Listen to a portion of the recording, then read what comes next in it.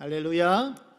우리가 주님의 마음을 품고 하나님을 바라볼 때에 성령께서 우리에게 하나님의 뜻을 말씀하시고 또 주님의 뜻을 분별하여 하나님의 길을 걸어갈 수 있도록 우리의 삶을 주장하시고 인도해 주실 줄 믿습니다. 올 한 해 그 하나님의 인도하심을 받는 저와 여러분의 삶이 되어지기를 주님의 이름으로 축원드립니다. 여러분, 2026년 한 해가 시작이 됐고 벌써 한 달이 지났습니다. 오늘은 2월 첫 주일을 하나님께 우리가 함께 모여 예배를 드립니다. 저는 여러분들을 위해서 기도할 때에 우리 성구 영신 예배 때 기도 제목을 적어주신 내용을 보고 기도하기도 하고요.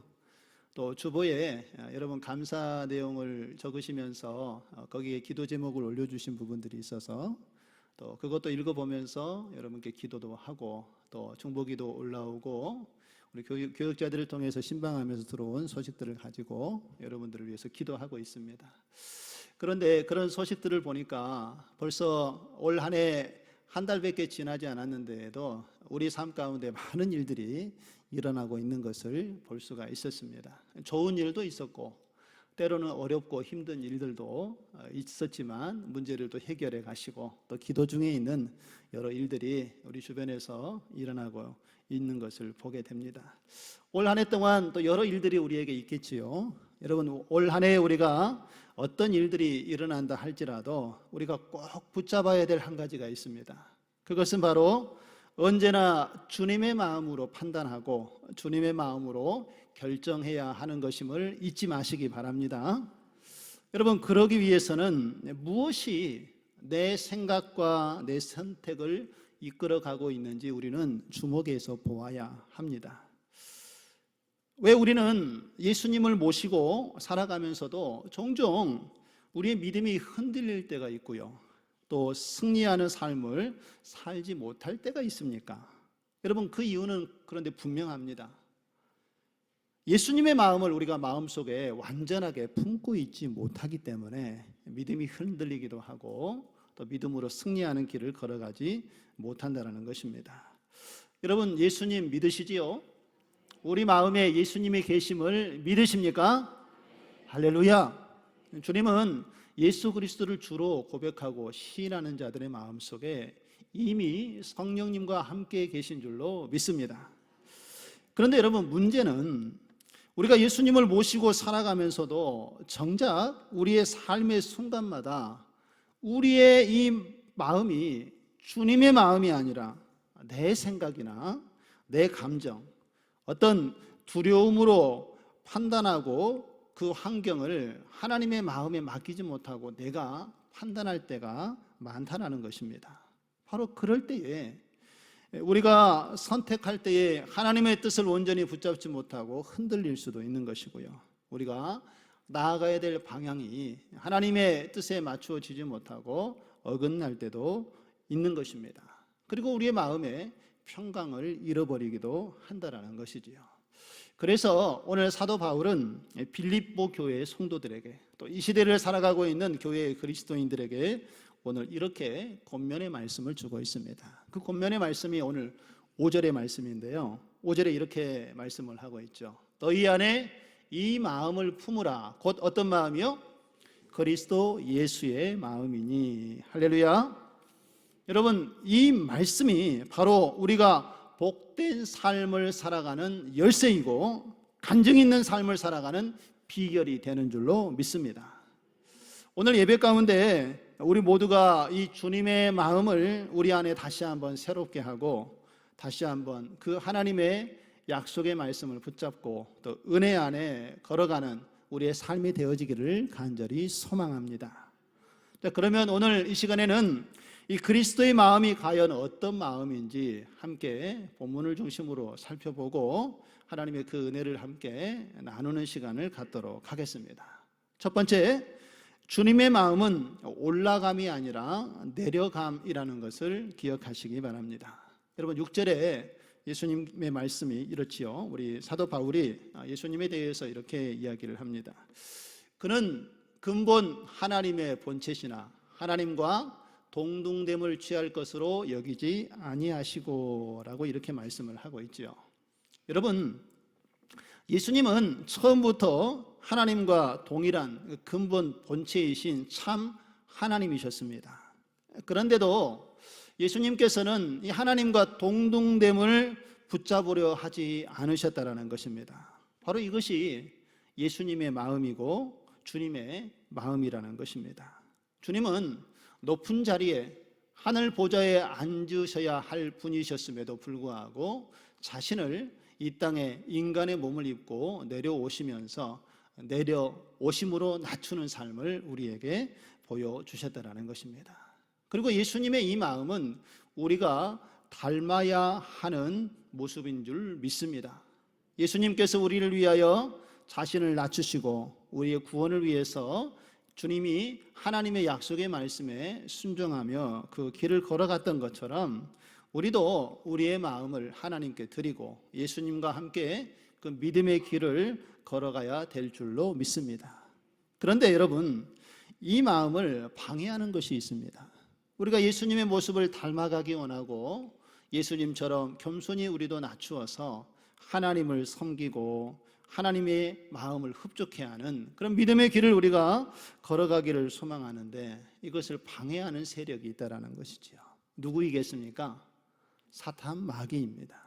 하나님의 뜻이 이루어지지 못하도록 하나님의 마음을 품고 예수님을 닮아가는 삶을 살아가지 못하고 우리에게 교만함을 주고 하나님 앞에 온전히 서지 못하도록 사단은 우리를 유혹하고 넘어지게 하려 하고 있습니다. 여러분, 이사야서 14장 13절에서 14절에 보면 바벨론 왕이 등장하는데 그의 모습 속에서 이 교만함이 나타나고 있는 것을 볼 수가 있습니다. 그런데 그 마음을 가만히 들여다보면요, 이 마음이 예수님의 마음과 정반대로 향해 있는 것을 볼 수가 있습니다. 우리 13절 14절의 말씀에 보면 내가 내 마음에 이르기를 내가 하늘에 올라 하나님의 뭇별 위에 내 자리를 높이리라. 가장 높은 구름에 올라가 지극히 높은 이와 같아지리라 라고 이렇게 이야기를 합니다. 여러분, 여기서 내라는 것은 바로 당시의 시대적인 상황에 보면 바벨론 제국을 이야기를 하고 있습니다. 이 바벨론이라는 것은요, 교만의 영이고 당시에 자신을 신격화하는 그런 권력으로 하나님을 대적하고 자신이 하나님과 같은 동등한 위치에 서고 오히려 하나님보다 더 높아지려고 하는 그러한 권력을 나타내고 있는 존재가 당시에 바벨론이었다라는 것입니다. 그런데 오늘 말씀해 보면은 이 바벨론이 어떠한 마음을 가지고 있습니까? 내가 하늘에 올라 하나님의 뭇별 위에 내 자리를 높이리라. 가장 높은 구름에 올라가 지극히 높은 이와 같아지리라. 이 바벨론의 마음은 하나님을 바라보고 하나님의 이름을 높이려 하는 것이 아니라 자신이 하나님이 되고자 하고 하나님보다 더 높은 자리에 서기를 원하는 교만한 마음을 위로 올라가서 자신의 영광을 취하고자 하는 모습을 우리에게 보여주고 있다는 것입니다. 그런데 여러분, 바로 이 바벨론의 모습이 사단의 모습과 같다라는 것입니다. 사단은 하나님을 늘 대적하고 하나님의 자리에 서려고 하고 우리 믿음의 사람들이 겸손히 하나님을 바라보지 못하고 자신의 교만함을 드러내서 하나님의 영광을 드러내지 못하도록 가려우는 일들을 행하고 있다는 것입니다. 오늘 바벨론이 그렇게 하고 사단이 그렇게 유혹하고 있는 것처럼 우리에게도 이런 속삭임을 주고 있다는 것입니다. 너도 높아져라. 너도 높이 올라가라. 너도 사람들에게 존경과 인정을 받아라 라고 우리에게 속삭이고 유혹을 하고 있습니다. 그리고 어디까지 올라가라고 이야기를 합니까? 자신이 그랬던 것처럼 하나님의 자리에까지 올라가라고 우리를 부추기고 있다는 것입니다. 그런데 우리 성도님들은 아마 이런 이야기를 하면은 이런 표현을 하실 것 같습니다. 아니, 목사님, 우리가 어떻게 감히 하나님의 자리에 올라갈 수 있겠습니까? 저는 그런 생각을 해본 적이 없습니다. 그렇지요. 대부분 아마 그렇게 생각하고 이야기들을 하실 것입니다. 그런데 여러분, 사실 우리는 생각보다 자주 그리고 아주 자연스럽게 이 하나님의 자리에 올라갈 때가 있다라는 것입니다.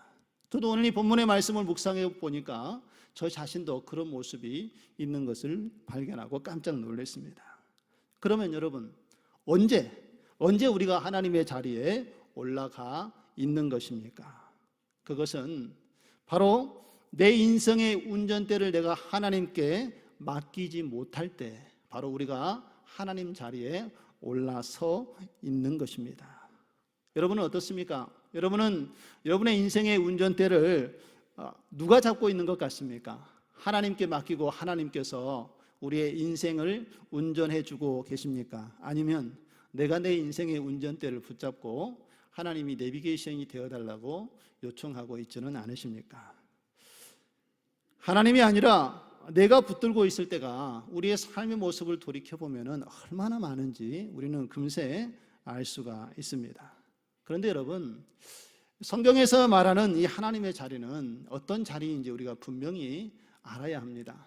많은 그리스도인들이요, 이 하나님의 자리는 이렇게 주일날 하나님 전에 나와서 예배하고 하나님을 바라보면서 찬양과 경배를 드리는 자리가 하나님의 자리라고만 생각하는 경향이 있습니다. 그러나 그렇지 않습니다. 물론 우리가 주님 전에 나와서 하나님께 이렇게 예배하고 경배하고 하나님을 바라보는 것, 이 하나님의 다스림과 통치를 받고 그 은혜를 우리가 사모하는 아주 귀하고 은혜로운 자리입니다. 그런데 이것만이 아니라 내 인생의 방향을 정하시고 기준을 세우시고 최종 결정을 하는 자리가 바로 하나님의 자리임을 잊지 마시기 바랍니다. 우리의 삶에 여러 문제들이 있을 때에 그 문제의 중심에 하나님이 계셔야 한다는 것입니다. 하나님께서 어떻게 내 인생을 결정하고 내 삶을 이끌어 가실지 하나님께 맡기는 모습이 우리에게 있어야 한다는 것이지요. 그런데 여러분, 그 자리에 우리가 앉아 있을 때가 있다라는 것입니다. 어떨 때는 우리는 하나님께 우리의 놓여 있는 상황 속에서 이렇게 이야기할 때가 있습니다. 주님께서는 예수님께서 행하셨던 모습을 통해서 하나님께서 우리를 사랑하신 것처럼 우리도 이웃을 사랑하고 하나님을 사랑하고 또 이웃을 사랑하되 내 원수까지라도 사랑하고 70번씩 70번이라도 용서하라라고 예수님께서는 우리에게 가르침을 주셨습니다. 그런데 여러분, 나를 미워하는 사람을 사랑하고 그를 위해서 기도하는 것이 쉬운 일이 아니지요. 주님께서는 그렇게 하셨고 우리에게 그렇게 명령을 하셨지만 사실 그것을 우리의 삶의 현장에서 옮겨내는 것이 쉽지가 않습니다. 그러면서 우리가 가끔 그런 고백을 하나님께 합니다. 하나님, 제가 하나님 말씀에 순종하지 않은 적이 어떤 것이었습니까? 하나님 말씀대로 살려고 애를 쓰고 노력하고 정말 성실하게 살아옵니다. 그런데 하나님, 이것만큼은 제가 할 수가 없습니다. 다른 건 다 해도 이 원수 사랑하는 것만큼 제가 감당하기가 너무 어렵습니다. 이것만큼은 좀 하나님 제 마음을 좀 이해해 주시기 바랍니다 라고 하면서 우리의 그 마음을 하나님께 얘기하고 있지는 않습니까? 하나님, 그렇게 하는 것은 제 자존심이 허락하지 않습니다. 다른 건 다 해도 이거는 할 수가 없습니다 하는 마음이 우리에게 들 때가 있다라는 것입니다. 또 우리가 하나님의 말씀을 듣고 성경을 읽다 보면은 성령께서 우리에게 깨우침을 주시고요, 하나님의 뜻을 분별하도록 우리에게 말씀을 하십니다. 그런데 그 말씀에 순종하려다 보면은 내가 좀 손해나야 되고 내가 좀 불편함을 겪어야 하는 일들이 있다라는 거예요. 그럴 때 성령의 음성에 마음을 두지 못하고 하나님 잠깐만요, 조금 더 생각해 보고요 라고 우리가 그 뜻을 그대로 받아들이지 못할 때가 있다라는 것이지요. 또한 우리의 상황에 삶의 형편과 어려움이 있을 때에 하나님 아시지 않습니까? 이 정도는 하나님이 좀 이해해 주셔야 되지 않겠어요?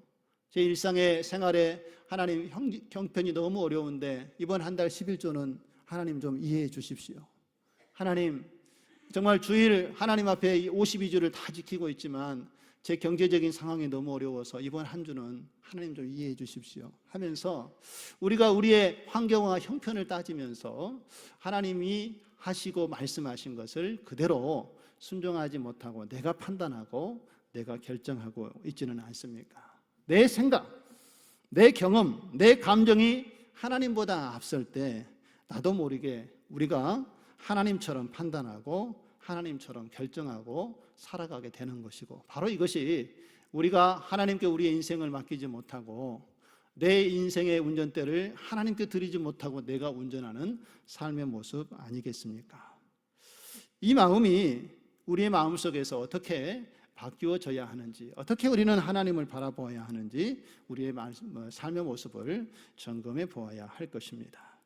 여러분, 이 모습은요, 사실 성경에서 처음 등장한 이 죄의 모습과 똑같은 것을 볼 수가 있습니다. 창세기 3장에 보면은요, 아담과 하와가 하나님의 부르심에 믿음으로 순종하지 못하고 하나님을 말씀대로 하나님 뜻대로 살아가지 못하는 연약함을 우리에게 보이고 있지 않습니까? 아담과 하와가 하나님을 부인해서 그들이 무너진 것이 아니었습니다. 하나님은 그들 곁에 계셨지만 그들의 마음속에 사단의 유혹을 그들이 받고 하나님처럼 되고자 했고, 그들이 하나님이 없어도 스스로 선과 악을 판단하고 싶은 마음을 가졌기 때문에, 그렇게 살 수도 있겠다라고 생각을 했기 때문에, 그 믿음 때문에 그들이 무너지고 그들의 삶 속에 죄가 들어오고 말았다라는 것입니다. 여러분, 우리의 모습도 다르지 않습니다. 하나님께 늘 말씀을 듣고 기도하고, 말씀을 듣고 우리가 하나님께 예배하지만 정작 우리의 인생의 중요한 결정을 해야 할 문제 앞에서 우리는 그것을 하나님께 맡겨드리는 것이 아니라 내가 주인이 되어 그것을 결정하는 순간이 우리에게도 있지 않습니까? 여러분, 이것이 바로 내 인생을 하나님께 맡기지 못한 우리의 삶의 모습이라는 것입니다. 우리 사랑하는 성도 여러분, 내 인생의 주인은 결코 내가 아닙니다. 나는 내 인생의 내가 주인이 아니라 하나님께서 우리에게 맡겨주신 그 인생을 관리하는 하나님의 청직이요 하나님의 종이라는 것을 잊지 마시기 바랍니다. 그래서 오늘 성경은 우리에게 분명하게 말씀을 합니다. 우리의 인생에는 결산을 할 때가 반드시 온다라는 것입니다. 그런데 여러분, 우리의 인생의 이 결산을 누가 할 수 있습니까? 우리 스스로가 우리의 인생의 마지막을 평가하고 판결할 수 있을까요? 그럴 수 없습니다. 우리의 인생의 마지막 결산은 오직 한 분, 주인이신 하나님이 하시는 줄로 믿습니다.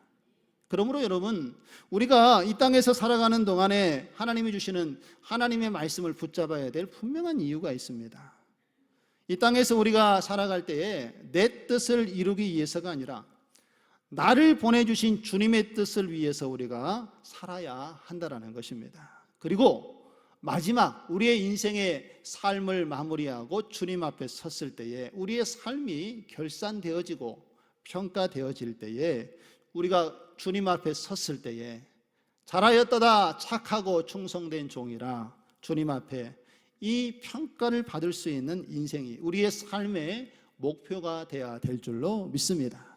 주님께서 이 땅에 오셔서 하나님의 일을 이루기 위하여서 자신을 낮추셨던 것처럼 우리도 그 주님의 마음을 우리가 본받고 하나님을 높이고 겸손히 주님을 붙잡는 가운데 내 인생의 운전대를 내가 운전해 가는 것이 아니라 하나님께 내어 맡겨 드리고 주님께서 우리를 이끌어 가실 때에 하나님의 뜻에 우리가 순종할 수 있고 그 가운데 하나님께서 주시는 즐거움에 참여하여 하나님이 주시는 은혜와 기쁨을 누리며 살아가게 될 줄로 믿습니다.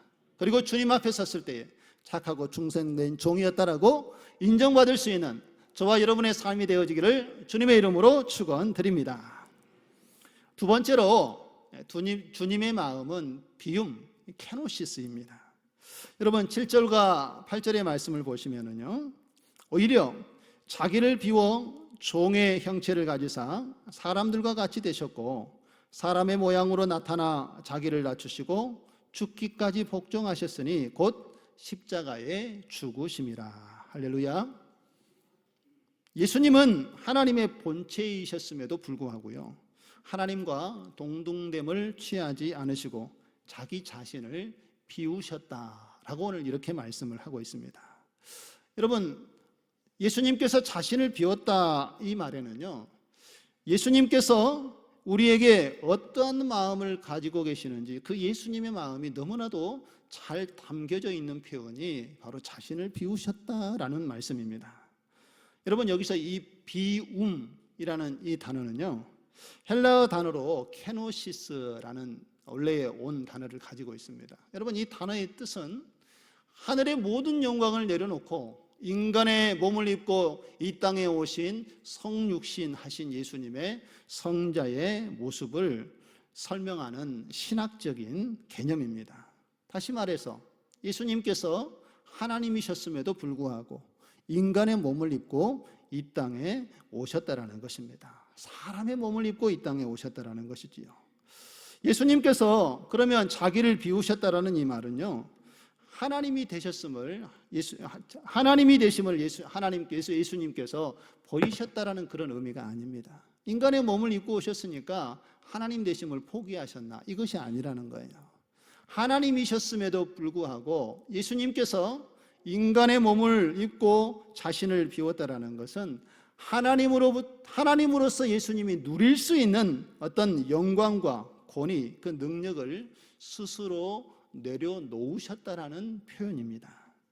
종의 모습으로 이 땅에 오셔서 우리 사람과 같은 모습으로 연약한 아기 예수로 예수님께서 이 땅에 탄생하셨다라는 것입니다. 여러분, 그 이유가 무엇이겠습니까? 바로 그 이유는 주님의 케노시스, 이 비움이 우리 모두에게 필요하기 때문인 줄로 믿습니다. 예수님의 그 비움, 그 낮아지심, 인간의 몸을 입고 성육신이 없으셨다면 우리는 구원받아 오늘 이 자리에 앉아 있을 사람이 아무도 없다라는 것입니다.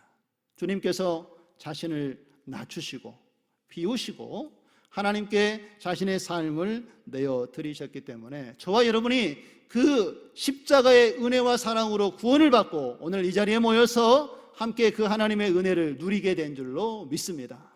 이것이 오늘 예수님께서 우리에게 주신 비움의 은혜라는 것입니다. 여러분, 충만이라는 말을 우리가 자주 사용하지 않습니까? 여러분, 이 충만의 반대말은 무엇일까요? 충만, 뭔가 채워졌다는 뜻인데 반대는 비움입니다. 그런데 여러분, 역설적으로요, 이 충만의 또 다른 동의어, 같은 말이 바로 비움이라는 것입니다. 이해가 되십니까? 충만의 반대말이 비움인데 또 충만하고 같은 동의어가 비움이래요. 이해가 되지 않지요. 그러나 우리가 예수님께서 행하신 하나님의 이 영적인 원리를 바라보면 이 의미가 무엇인지를 잘 알 수가 있습니다. 여러분, 여기 컵이 있는데요, 여기에 컵에 물이 지금 담겨져 있습니다. 그러면 제가 여기에 다른 것을 채워 넣을 수 있을까요? 없을까요? 예, 없습니다. 여기에 다른 것을 내가 채워 넣고 싶으면 어떻게 해야 되죠?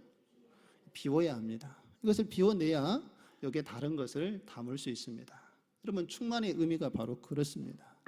우리가 하나님의 은혜를 우리 안에 채우기 위해서는 우리 마음속에 가지고 있는 것을 비워내야 한다는 것입니다. 그런데 우리의 마음속에 무언가가 가득 차 있으면 하나님의 은혜가 채워질 수 있겠습니까? 없겠습니까? 없다라는 것이지요. 그러면 여러분, 우리의 마음속에, 우리의 삶 속에 가득 채워져 있는 것은 무엇입니까? 우리가 하나님 없이 내 삶을 계획하고 많은 것들을 생각하고 내가 꿈꾸고 내가 바라고 내가 가지고 있는 그 욕심이 우리의 마음속에 욕망이, 쾌락이 가득 차 있다라면 그것을 비워내지 않고는 하나님의 은혜가 채워질 수가 없다라는 것입니다. 오늘 이 자리에 와서 하나님께 예배드리지만 우리의 마음을 비워내고 하나님의 은혜를 내가 받고자 하는 갈급함, 소망함, 이런 준비된 마음이 없이 이 일상에서 가지고 있는 많은 생각들을 가지고 오늘 이 자리에 앉아 계신다면 하나님의 말씀이 우리의 마음에 자리 잡을 공간이 없다라는 것입니다. 그것을 우리가 비워내야만 하나님의 은혜가 채워지게 될 줄로 믿습니다. 그래서 여러분, 신앙의 원리는 분명합니다. 우리의 것을 비워낼 때에 그곳에 하늘의 것이 채워지게 될 줄 믿습니다. 여러분, 오병이어의 기적의 사건을 우리가 잘 알고 있지요. 오병이어의 기적의 사건은 여러분 어디에서 일어났습니까? 그 장소가 빈들이었습니다. 먹을 것이 아무것도 없는 빈들에서 오병이어의 놀라운 기적의 역사가 나타났다는 거예요. 자신의 도시락을 내어놓은 이 한 소년의 비움, 자신의 것을 주님 앞에 드렸을 때에, 그것을 비워냈을 때에 예수님께서 축사하시고 그들에게 5,000명을 먹이고도 남은 하나님의 채움의 역사가 나타나게 된 줄로 믿습니다. 비워낼 때에 하나님의 은혜를 채우신다라는 거지요. 여러분, 베드로가 고기를 잡으려고 밤새도록 노력을 했지만 한 마리 물고기도 잡지 못하고 다시 물가로 돌아왔습니다. 그리고 그물을 정리하고 있는데 예수님께서 다시 배를 띄우라고 말씀하시죠. 그리고 깊은 데로 가서 그물을 내리라 말씀하십니다. 베드로의 손에는 빈 그물밖에 없었습니다. 아무것도 없을 그때에 예수님의 말씀에 순종해서 그 그물을 던졌습니다. 그러자 어떤 결과가 나타났습니까? 그 그물이 찢어질 정도로 수많은 물고기가 딸려 올라오는 하나님의 채움의 역사가 나타났다는 것입니다. 아무것도 없었지만 그 비어있는 상태에 주님을 바라보니 주님을 통하여 놀라운 일이 일어났다는 거지요. 엘리사가 가난한 과부에게 빈 그릇을 가져오라고 이야기를 합니다. 이 과부는 남편을 잃고 두 자녀가 있었는데 이 두 자녀마저 빚으로 인하여서 종으로 팔려갈 위기에 놓여 있었습니다. 그때 엘리사를 만났는데 그가 가지고 있는 것은 겨우 기름 한 병밖에 없었습니다. 그때 엘리사가 빈 그릇을 사람들에게 가서 빌려오라, 할 수 있도록 가장 많은 그릇을 빌려오라 라고 말씀을 했고, 여인은 그 말에 순종해서 빈 그릇을 이웃에게 할 수 있는 만큼 다 빌려왔습니다. 아무것도 없는 빈 그릇이었지만 말씀에 순종하여 빈 그릇을 가져왔을 때에 그가 가지고 있는 기름을 붓자 기름이 끊이지 않고 계속해서 흘러 넘쳤습니다. 언제까지요? 빈 그릇이 다 채워질 때까지. 비어있는 그곳에 마음을 들였더니 하나님께서 채움의 역사를 드러내셨다는 것입니다. 여러분, 우리의 비움이 있을 때에 바로 그 빈 마음을 하나님께 가지고 나아갈 때에, 하나님께 우리의 마음을 올려드릴 때에 하나님께서 채워주시고 역사해 주실 줄 믿습니다. 그러므로 여러분, 우리는 늘 비우는 삶을 살아야 합니다. 무엇을 비워야 합니까? 우리의 욕심을 비워내야 하는 것이고요, 우리의 하나님이 없는 나의 계획을 비워내고 하나님의 계획을 붙잡아야 하는 것입니다. 일생을 살아가다 보면은 자녀의 문제, 경제적인 문제, 진로의 문제, 삶의 문제의 염려와 두려움과 걱정이 얼마나 많습니까? 그러나 여러분, 이것을 비워내야 한다는 것입니다. 주님 앞에 비워낼 때에 하나님께서 그것을 채워주실 줄 믿습니다. 주님께서는 자신을 비우셨지요, 자신을 낮추셨습니다. 그러나 여러분, 자신을 낮추셨던 예수님을 하나님께서는 가장 높은 하나님의 아들 메시아로 높이 세우시고 하나님의 역사를 이루어 가신 줄 믿습니다. 자신을 낮추셔서 십자가에 내어놓고 고난을 당하고 죽음을 당하셨지만 하나님께서는 예수님을 다시 살려내시고 다시 이 땅에 오실 재림의 주로 하나님께서 예수님을 가장 높은 메시아로서의 역할을 감당하도록 하나님의 일들을 이루어 가셨던 것처럼, 오늘 이 시간 하나님께서 이 놀라운 방법으로 우리의 삶을 채워주시는 이 비움의 신비의 역사가 우리의 삶 가운데에서도 경험되어지고 체험되어져서 우리를 통하여서 우리의 가정과 우리의 일터에 하나님의 은혜가 충만하게 채워지는 경험을 하는 저와 여러분의 삶이 되어지기를 주님의 이름으로 축원드립니다. 그렇다면 여러분, 오늘 성경은 예수님의 이 비움을 어떻게 말하고 있는가요? 그것을 좀 더 깊이 한번 살펴보겠습니다. 여러분, 7절의 말씀에 보면은요, 이렇게 말씀을 하지요. 오히려 자기를 비워 종의 형체를 가지사 어떻게 하셨다고요? 사람과 같이 되셨다라고 말씀을 하고 있습니다. 예수님은 자신을 비워서 그 종의 형체를 인간의 몸으로 입으시고 사람과 같이 되셨다라고 말씀을 합니다. 예수님은 완전한 신성을 가지신 하나님이십니다.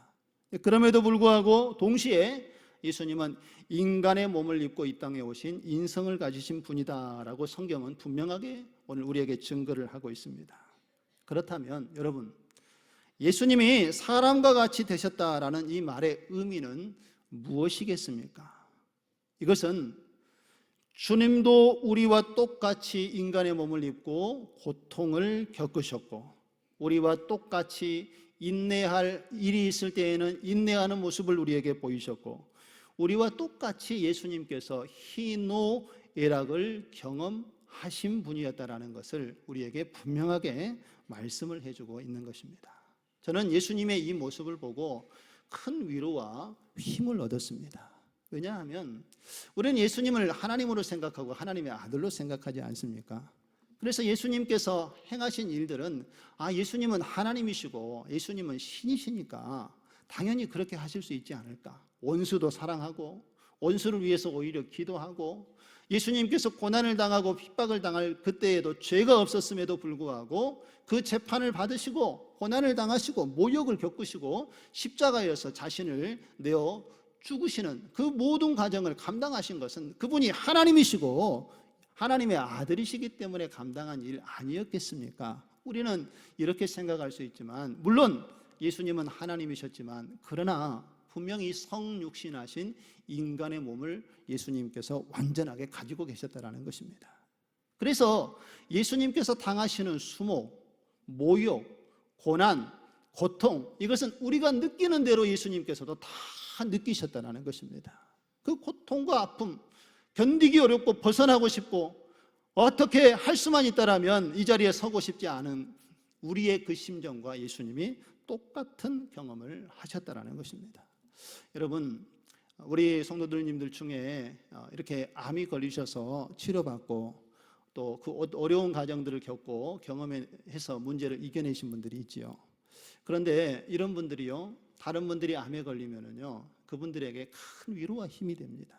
자신이 경험해 보았고 그 고통과 아픔을 알기 때문에 이 경험이 있는 사람들이 이렇게 암에 걸려서 치료하는 사람들을 위로할 때는요, 그분의 말 한마디가 큰 위로와 힘이 된다는 거예요. 왜냐하면 그분이 그 고통을 다 겪어봤기 때문에요. 그분이 지금 어떤 상황에 있는지를 자신이 경험해 보아서 알기 때문에 그 한 사람의 말이 그 고통을 이겨내고 있는 사람에게 큰 위로와 힘이 된다는 것입니다. 여러분, 예수님께서 행하신 모습이 바로 이와 같은 것입니다.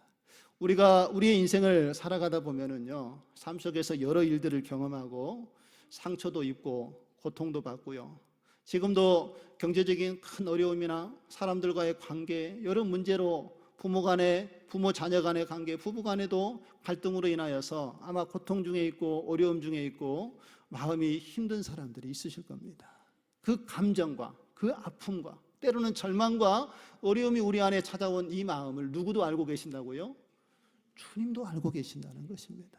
누구보다도 우리의 위로자가 될 수 있는 분이 하나님이시고 예수님인 줄로 믿습니다. 우리가 고통당하고 어려움에 있고 그러한 두려움 속에 있을 때에 주님도 그 모든 것을 다 겪어내 보셨기 때문에 우리가 그 문제를 가지고 주님 앞에 나아갈 때에 하나님께서는 우리의 형편과 처지를 아시고 우리의 삶의 위로자가 되어 주실 줄 믿습니다. 예수님께서도 예수님의 그 공생의 사역을 시작할 때요, 40일을 금식하시고 그리고 그 사역을 시작을 했습니다. 예수님이 40일을 금식하셨으니 인간의 몸을 입고 오셨으니 배가 고프셨겠습니까? 안 고프셨겠습니까? 얼마나 배가 고프셨겠어요. 근데 누가 그때 예수님을 시험합니까?